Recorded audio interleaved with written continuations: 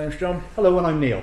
And welcome to Wine Wednesdays. Neil, what have we got for us? Right, we've got something very unusual, which will be familiar on one side, but will be unfamiliar the other side. So this is from Colosso Wines, and this is the Indomable Blanc de Malbec. So it's a white Malbec.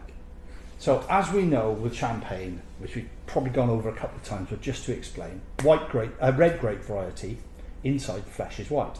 So no skin contact, but fermentation on just the flesh gives you a white wine. I've never come across that in still wine. I've come across it with champagne. Yeah, and obviously with rosés, some of these at the Sanier, you get the free run juice that bleeds, and you get these rosés which are really pale, even paler than Provence.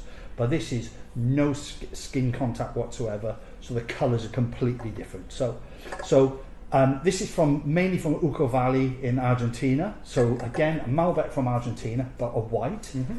I remember tasting this earlier and really intrigued by it, and I thought, what a lovely sort of style of wine, because you're sort of over the line anyway, because Malbec's familiar to people. Yeah.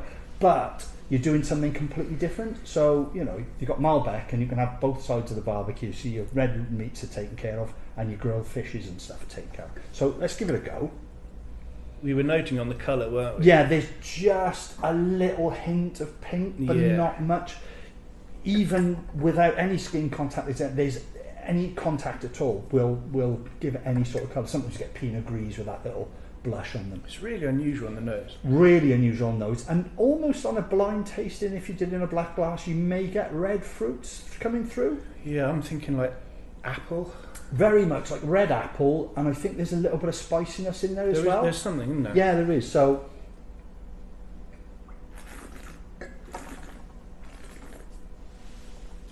on the palate, there's quite a lot going on, and that apple note, there's much more red fruit on there. Really, quite a lot of red fruit comes through. So, like you said, that apple tartness, that little bit of ripe apple tartness is there.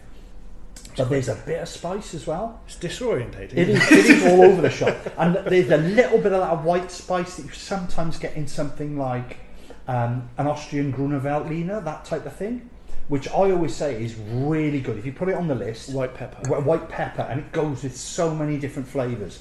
And I think this Blanc de Malbec does that job. I think there's so many sort of different levels of flavour and texture.